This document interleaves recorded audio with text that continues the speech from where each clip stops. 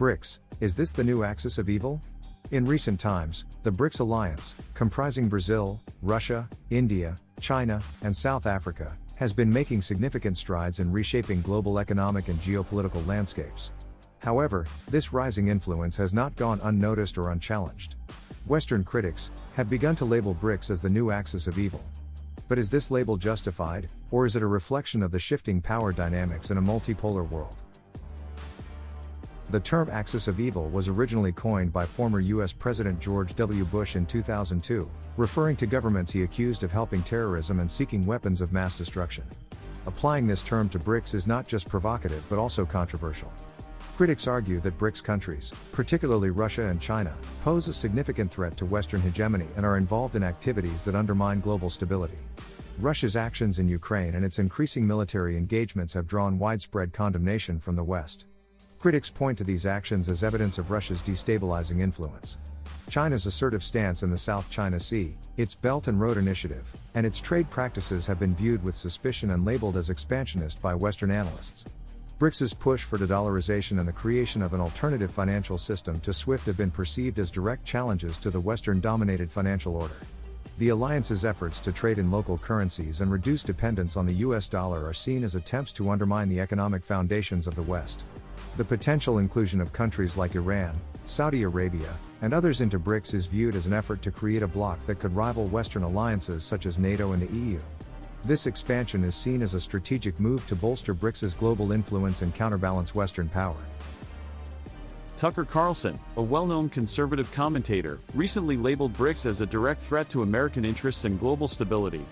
He argued that the alliance's actions are geared towards undermining the US and its allies, describing the BRICS countries as rogue nations seeking to disrupt the world order. President Joe Biden has also voiced his concerns. In a recent speech, Biden emphasized the need for America to stand firm against the rising influence of authoritarian regimes within BRICS. He highlighted the importance of maintaining global stability and democratic values, indirectly referencing BRICS as part of the challenge facing the US and its allies. On the other hand, comments from Turkey have added fuel to the fire. A Turkish official was quoted saying, "BRICS represents a new dawn for countries tired of Western double standards and economic coercion." This statement has been perceived as a direct challenge to Western influence and a sign of Turkey's shifting alliances. Hungarian Prime Minister Viktor Orbán has praised BRICS, calling it a necessary counterbalance to Western hegemony. He argued that BRICS offers a platform for countries seeking to pursue independent foreign policies free from Western pressures. The European Union and NATO have also weighed in, with NATO Secretary-General Jens Stoltenberg warning that BRICS's growing influence could lead to increased geopolitical tensions and conflicts of interest. The EU has expressed concerns over the potential for BRICS to undermine global trade norms and destabilize international relations. While the axis of evil label is sensational, it's essential to consider the motivations and actions of BRICS through a more nuanced lens. Here are some counter-arguments to the allegations. 1. Economic sovereignty. BRICS's push for financial independence and the creation of an alternative to SWIFT can be seen as efforts to ensure economic sovereignty and reduce vulnerability to sanctions and economic coercion.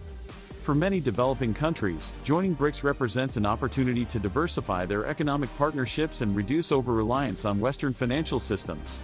2. Geopolitical balance. The alliance's expansion and its efforts to include more countries from the global south can be interpreted as moves towards a more balanced and multipolar world order. This inclusivity aims to give a voice to countries that have historically been marginalized in international decision-making processes. 3. Development and cooperation. Initiatives like the New Development Bank, NDB, and various BRICS-led infrastructure projects aim to foster development and economic cooperation among member countries and beyond. These efforts can contribute to global stability by promoting economic growth and reducing poverty in developing regions. Labeling BRICS as the new axis of evil oversimplifies the complex motivations and actions of its member states. While it is undeniable that BRICS challenges the current Western-dominated order, it is also true that this alliance seeks to create a more balanced and multipolar world. The real question is whether the world can adapt to this new order and recognize the legitimate aspirations of BRICS countries for greater economic and political autonomy. As global power dynamics continue to shift, it is crucial to engage in nuanced and informed discussions about the roles and intentions of emerging alliances like BRICS. Join the discussion. What are your thoughts on BRICS being labeled as the new axis of evil? Do you believe this is a fair characterization, or do you see it as an oversimplification of a complex global issue? Let us know in the comments below. If you enjoyed this video, don't forget to like, share, and subscribe for more updates on global politics and economics.